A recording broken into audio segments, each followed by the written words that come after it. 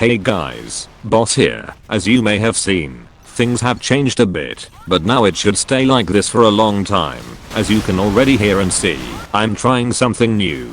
I will start a series on the game Modern Warships which will aim at helping people progress in the game, so without further ado, let's get right into it with this first tutorial on how to start the game. When you boot up the game, grab your ship and jump into battle. In battle you will learn the important game mechanics, such as flaring, which allows you to avoid enemy missiles. Or the more boring one, which is positioning, by looking at the minimap. For example, here, I'm basically fucked. After goofing around for a few minutes you should have about 305,000 bucks in your pockets to buy our next asset, CN Type 056, along with the necessary equipment to goof around more efficiently in tier 1 to farm more money.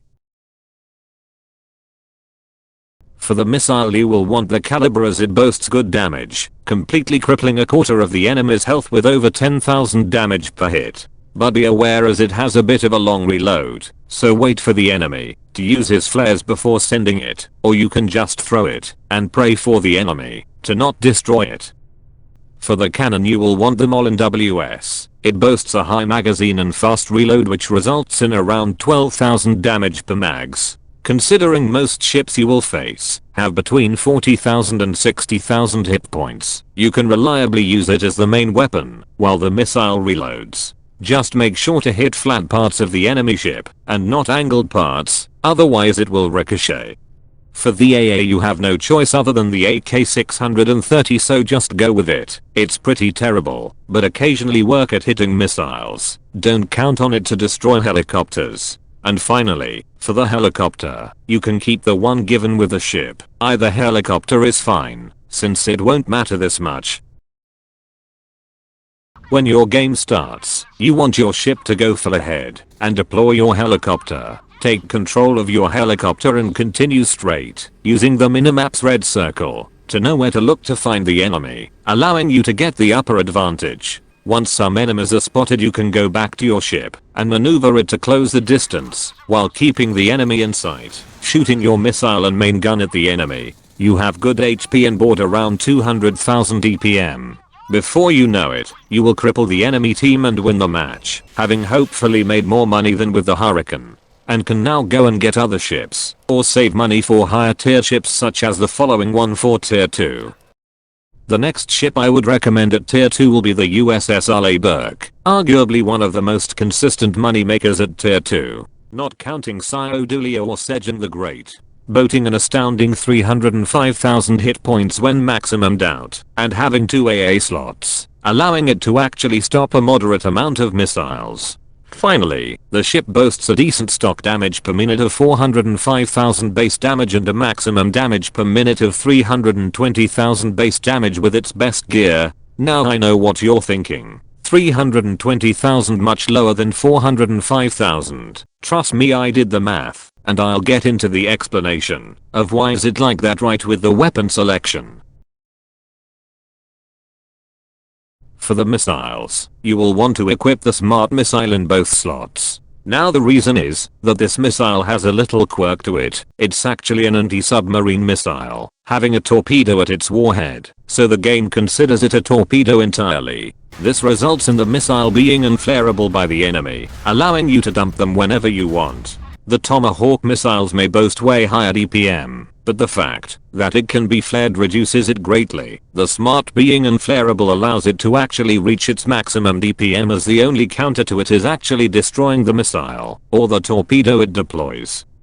For the cannon you can keep the stock gun, as it's the most consistent at this tier, having the second best DPM on paper, but in practice it has the best DPM because its accuracy is very high compared to the other cannon that have poor accuracy, so most of the time all the shots will hit the target. For the torpedo you want the K745 Blue Shark. It has the second best DPM once again, but its competitor in first place is a torpedo that has a limited firing angle, so it's not practical to use. You are only losing 23,000 DPM for this trade-off.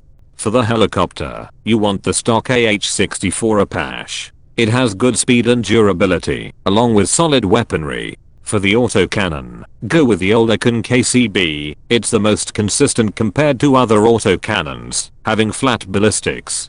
Now to the AA part. The first slot you want the OSO M&T-Air, because it got a very fast reload compared to the others, and in the second slot you will want a more heavy focused AA, and that will be the RIM 116, having double the damage of the OSO M and double the reload. The OSO M basically fills the DPM role of the AA on board, managing to take out more missiles, while the RIM 116 will help with fighting planes. Don't bother with gun-based AA at this tier as they lack consistency and accuracy. In conclusion, you turn the Arleigh from a situational ship having to pay attention to enemy flares to a pain in the ass of a torpedo platform being able to fire all weapons without having to worry about anything, making it easier for you to play and harder for the enemy to counter you as they try to understand why their flares don't work against your missiles, failing in the process to realize they're flying torpedoes.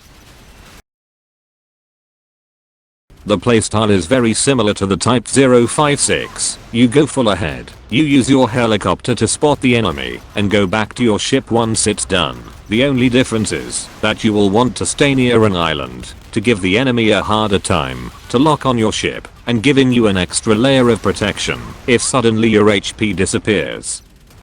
Well, that was it for this first tutorial. I will not be doing tier 3 in the same video as the playstyle is mostly unique to each ship and difficult. I really hope you enjoyed the video and would appreciate if you could drop a like or a follow to tell me that you like the change I made to the channel. On that one, see you soon my friends.